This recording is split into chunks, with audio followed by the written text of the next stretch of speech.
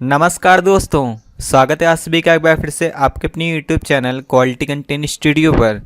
तो दोस्तों हम पढ़ रहे हैं मध्यकालीन भारतीय इतिहास और मध्यकालीन भारतीय इतिहास की श्रृंखला के अंतर्गत आज हम लोग कवर करने वाले हैं अकबर के इतिहास से संबंधित इसके पार्ट 2 के संबंध में।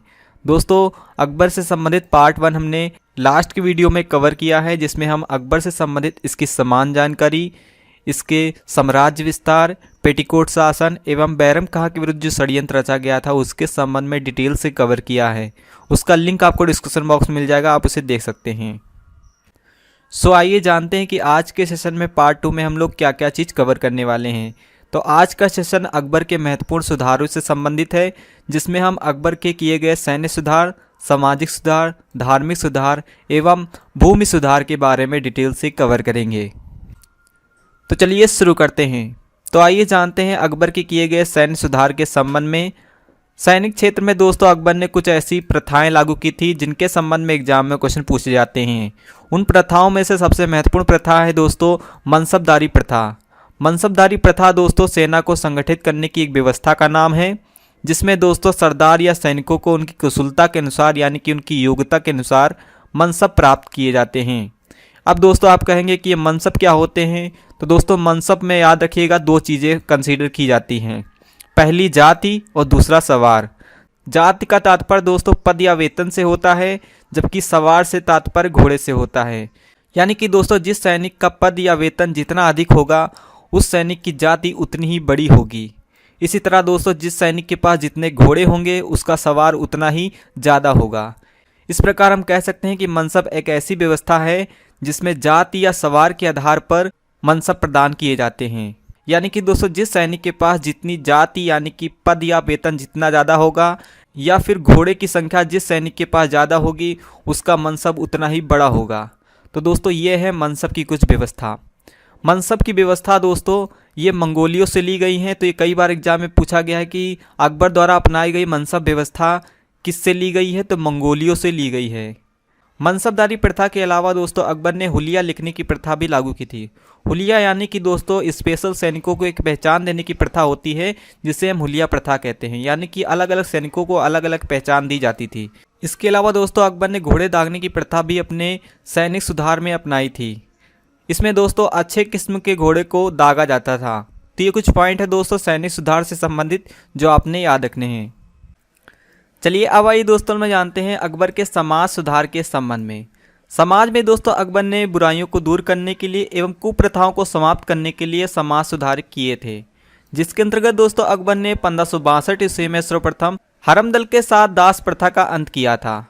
अब दोस्तों आप पूछेंगे कि हरमदल क्या होता है। तो हरमदल एक ऐसे स्थान का नाम था जहां पर दोस्तों अकबर की कई स्त्रियां रहती थीं। इतिहासकार दोस्तों अबुल फजल जिन्होंने अकबर की अकबरनामा यानी कि जीवन कथा लिखी है, अबुल फजल दोस्तों अकबरनामा में हरमदल का जिक्र करते हुए कहते हैं कि इस दल में अकबर की 5000 महिलाएं रहती थीं। इस पॉइंट में दोस्तों आपको याद रखना है कि 1562 ईस्वी में दास प्रथा का अंत किया गया था। ये कई बार एग्जाम में पूछा गया है कि दास प्रथा का अंत किस ईस्वी में किया गया था अकबर के द्वारा, 1562 ईस्वी में। इसके अलावा दोस्तों तीर्थ यात्रा कर भी समाप्त कर दिया गया था 1563 ईस्वी में। इसके अलावा दोस्तों जजिया कर जो एक गैर धार्मिक कर था वो भी 1564 ईस्वी में समाप्त कर दिया गया था। तो दोस्तों 62 में दास प्रथा और हरमदल की समाप्ति, 63 में तीर्थ यात्रा कर की समाप्ति और 64 में जजिया कर की समाप्ति की गई थी अकबर के द्वारा। इसके अलावा दोस्तों 1614 ईस्वी में सती प्रथा पर रोक और बाल विवाह पर भी रोक लगा दिया गया था अकबर के द्वारा। अकबर ने दोस्तों विवाह की एक निश्चित उम्र सीमा भी तय कर दी थी, जो थी दोस्तों मेल के लिए यानी कि लड़कों के लिए 16 वर्ष और लड़कियों के लिए दोस्तों 14 वर्ष की आयु तय कर दी गई थी। यानी कि लड़का 16 वर्ष और लड़की 14 वर्ष की उम्र से पहले शादी नहीं कर सकती थी। इसके अलावा दोस्तों अकबर ने बहु विवाह पर भी रोक लगा दिया था और विधवा विवाह को बढ़ावा दिया था, यानी कि अब विधवा भी विवाह कर सकती थी। इसके अलावा दोस्तों अकबर ने समाज से वेश्यालयों को दूर करने के लिए उन पर नियंत्रण भी लागू किया था। उन्हें दोस्तों बंद तो नहीं किया गया था, लेकिन उन्हें एक अलग स्थान दे दिया गया था। उस स्थान को दोस्तों शैतानपुरी नाम से जाना जाता था। यानी कि जहां पर भी वेश्यालय खोले गए थे उन्हें दोस्तों शैतानपुरी नाम से जाना जाता था। तो ये थे दोस्तों अकबर के सामाजिक सुधार से संबंधित कुछ महत्वपूर्ण बिंदुओं के संबंध में जो आपने याद रखने हैं। चलिए अब आई दोस्तों हम लोग जानते हैं अकबर के धार्मिक सुधार के संबंध में। इसके अंतर्गत दोस्तों हम लोग जानेंगे कि अकबर ने धार्मिक क्षेत्र में कौन कौन से काम किए थे। इसके अंतर्गत दोस्तों अकबर ने सर्वप्रथम दीन ए इलाही की स्थापना की थी। दीन ए इलाही दोस्तों एक धर्म का नाम है। इसकी स्थापना 1582 ईस्वी में अकबर ने की थी। ये दोस्तों एक नए धर्म की स्थापना की थी अकबर ने, क्योंकि दोस्तों अकबर इस्लाम धर्म के प्रति पूर्ण रूप से सहमत नहीं था। इसका तात्पर्य दोस्तों यह है कि इस्लाम धर्म में जो कुछ मान्यताएं थीं, जो नियम थे, वो अकबर उससे सहमत नहीं था। इसी कारण दोस्तों एक नए धर्म की स्थापना जिसे दीन ए इलाही कहा जाता है, इसकी स्थापना अकबर ने की थी। दीन ए इलाही का प्रधान यानी कि इसका हेड दोस्तों स्वयं अकबर ही था, यानी कि इससे संबंधित निर्णय, धर्म से संबंधित निर्णय अकबर ही ले सकता था। दीन ए इलाही से संबंधित दो मोस्ट इंपॉर्टेंट पॉइंट हैं दोस्तों जो आपने याद रखने हैं। पहला पॉइंट है कि बीरबल एकमात्र हिंदू था जिसने दीन ए इलाही धर्म स्वीकार किया था। तो दोस्तों दीन ए इलाही एक मुस्लिम धर्म था, लेकिन दोस्तों बीरबल एकमात्र हिंदू था जिसने इसको स्वीकार किया था। इसके अलावा दोस्तों दीन ए इलाही अकबर की भूल का स्मारक था, बुद्धिमानी का नहीं। ये दोस्तों कथन किसने कहा है? तो ये कहा है दोस्तों स्मिथ ने।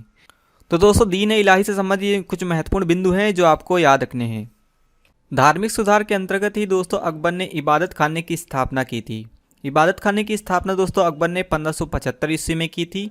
इबादत खाना दोस्तों मुस्लिम धर्म गुरुओं का विचार विमर्श करने का स्थान था, जहां पर मुस्लिम धर्म गुरु धर्म से संबंधित विचार विमर्श किया करते थे। प्रारंभ में दोस्तों ये केवल मुस्लिम धर्म गुरुओं के लिए खोला गया था, लेकिन बाद में दोस्तों 1578 ईस्वी में अकबर ने इबादत खाना सभी धर्मों के लिए खोल दिया था, यानी कि अब सभी धर्म के धर्मगुरुओं इस इबादत खाने में विचार विमर्श कर सकते थे। इसके अलावा दोस्तों अकबर ने मजहर की स्थापना 1579 ईस्वी में की थी।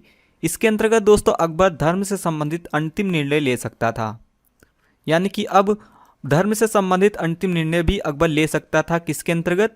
मजहब की घोषणा के अंतर्गत। इसके अलावा दोस्तों अकबर ने इलाही संवत की शुरुआत की थी। अकबर ने इलाही संवत की शुरुआत 1583 ईस्वी में की थी। इसके अलावा दोस्तों अकबर ने सिजदा एवं पाबोस प्रथा का भी प्रचलन किया था। सिजदा एवं पाबोस प्रथा दोस्तों ऐसी प्रथा होती है जिसमें सिजदा का अर्थ बादशाह को सर झुकाकर सलाम करना और पाबोस का अर्थ बादशाह के पैर चूमने से होता है।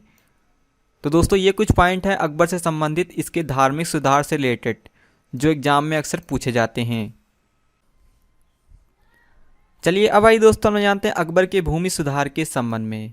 इस संबंध में देखें तो दोस्तों एक व्यक्ति का नाम आता है जिसका नाम है टोडरमल, जिनका जिक्र दोस्तों हमने शेरशाह सूरी के प्रशासन में भी किया था।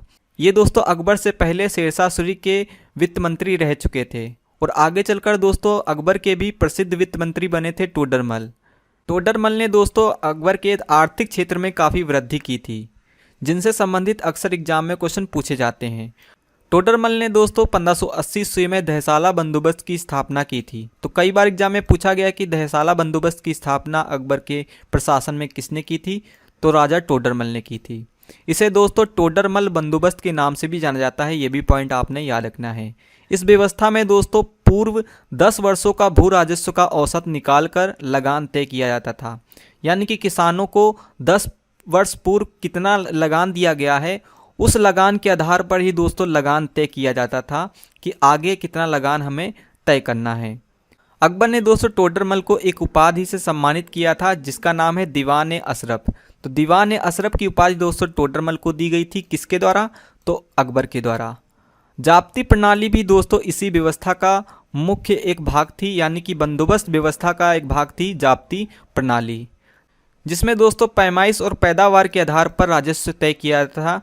तो दोस्तों आज के लिए इतना ही। इसकी नेक्स्ट वीडियो यानी कि पार्ट 3 भी दोस्तों हम लोग कवर करेंगे नेक्स्ट वीडियो में, जिसमें हम अकबर से संबंधित इसके नवरत्नों और अकबर के किए गए कार्यों यानी कि इसके निर्माण कार्यों के बारे में हम लोग डिटेल से कवर करने वाले हैं। इसके अलावा दोस्तों इसके पार्ट 1 का लिंक आपको डिस्क्रिप्शन बॉक्स मिल जाएगा, आप उसे देख सकते हैं। इस वीडियो कंटेंट की PDF भी दोस्तों फ्री ऑफ कॉस्ट डाउनलोड कर सकते हैं, उसका भी लिंक आपको डिस्क्रिप्शन बॉक्स मिल जाएगा।